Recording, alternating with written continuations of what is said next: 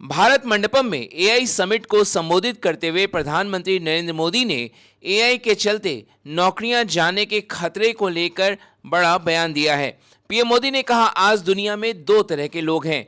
एक वो लोग हैं जिन्हें एआई में भय दिखता है, वहीं कुछ ऐसे लोग भी हैं जिन्हें एआई में भाग्य दिखता है। प्रधानमंत्री मोदी ने कहा, मुझे एआई में भारत का भाग्य और भविष्य दोनों नजर आ रहा है। आज दुनिया में दो तरह के लोग हैं। एक, जिन्हें एआई में भय दिखता है, वो हमेशा वैसी बात करते हैं। ऐसे लोग जिन्हें एआई में भय दिखता है, और दूसरे वो जिन्हें एआई में भाग्य दिखता है। और साथियों, मैं जिम्मेवारी के साथ कहता हूं, गर्व के साथ कहता हूं, हमें भय नहीं, भारत को एआई में भाग्य दिखता है, भारत को एआई में भविष्य दिखता है। प्रधानमंत्री मोदी ने कहा कि दशकों पहले जब इंटरनेट की शुरुआत हुई तो कोई सोच भी नहीं पाता था कि इससे कितनी जॉब्स बनेंगी।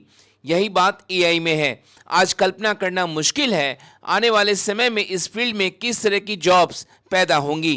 दशकों पहले जब इंटरनेट की शुरुआत हुई तो कोई सोच भी नहीं पाता था कि इससे कितनी जॉब्स बनेगी। यही बात एआई में है। आज कल्पना करना मुश्किल है कि आने वाले समय इस फील्ड में किस तरह की जॉब पैदा होगी। एआई का future of work pre defined नहीं है। ये हमारे निर्णय पर, हमारे कोर्स ऑफ एक्शन पर निर्भर होगा। मैं समझता हूं हमारे लिए फ्यूचर ऑफ वर्क एक नई अपॉर्चुनिटी है। ये ह्यूमंस और इंटेलिजेंट सिस्टम्स के साथ मिलकर काम करने का युग है। पीएम मोदी ने कहा, एआई समिट का भारत में होना भारत के साथ ही पूरे ग्लोबल साउथ के लिए गर्व का विषय है।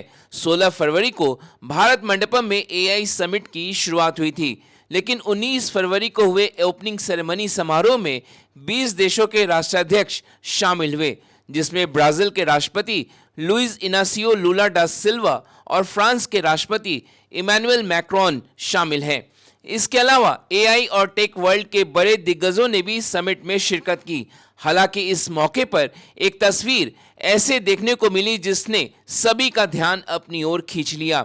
एआई इम्पैक्ट समिट के दौरान पीएम मोदी के साथ बड़े टेक लीडर्स सुंदर पिचई, सैम अल्टमैन, डारियो अमोडोई और अलेक्जेंडर वांग ग्रुप फोटो के लिए आए। तब ज्यादातर टेक वर्ल्ड के दिग्गजों ने एकजुटता दिखाते हुए एक दूसरे का हाथ पकड़ा, लेकिन ओपन एआई के सैम अल्टमैन और एंथ्रोपिक के डारियो अमोडोई ने एक दूसरे का हाथ नहीं पकड़ा। पूरी दुनिया में ये बात आग की तरह फैल गई।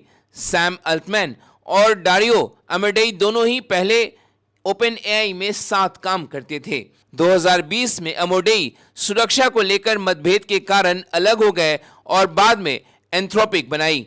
एंथ्रोपिक के सीईओ डारियो अमोडोई ने एआई समिट में कहा, आर्टिफिशियल इंटेलिजेंस के अवसरों और जोखिमों दोनों को आकार देने में भारत की भूमिका बेहद महत्वपूर्ण है।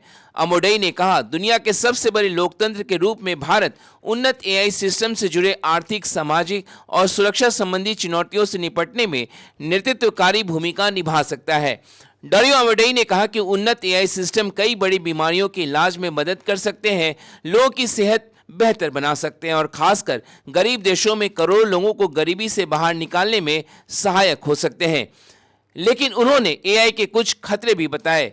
उन्होंने कहा, एआई का अपने आप काम करना, लोगों या सरकारों द्वारा उसका गलत इस्तेमाल होना और कई नौकरियों पर असर पड़ना ऐसी चिंताएं हैं जिन पर सावधानी से ध्यान देना जरूरी है। On the positive side, we have the potential to cure diseases that have been incurable for thousands of years, to radically improve human health, and to lift billions out of poverty, including in the global south, and create a better world for everyone. On the side of risks, I'm concerned about the autonomous behavior of AI models, their potential for misuse by individuals and governments, and their potential for economic displacement.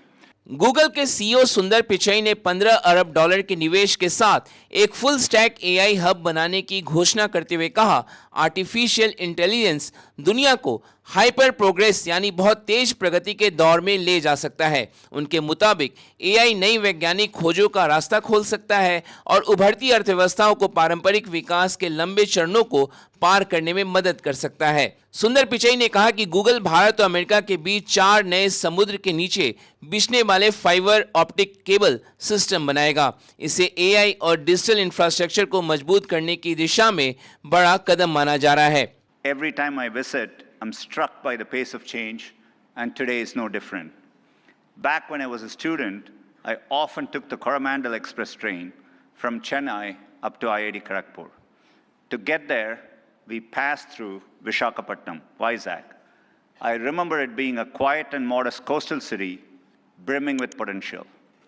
Now in that same city, Google is establishing a full-stack AI hub, part of our $15 billion infrastructure investment in India. When finished, this hub will house gigawatt-scale compute and a new international subsea cable gateway, bringing jobs and cutting-edge AI to people and businesses across India.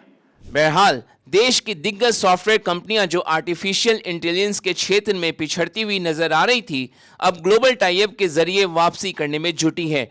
Tata ने open AI के साथ करार किया है, तो इन्फोसिस ने Anthropic के साथ एंटरप्राइज एआई सॉल्यूशन के लिए समझौता किया है। एल&टी ने एनवीडिया के साथ करार किया है। केंद्र सरकार ने एआई में अगले 2 वर्षों में $200 बिलियन निवेश आकर्षित करने का लक्ष्य तय किया है। सवाल यही है, एआई समिट के जरिए क्या भारत दुनिया का अगला बड़ा आर्टिफिशियल इंटेलिजेंस हब बन पाएगा या नहीं?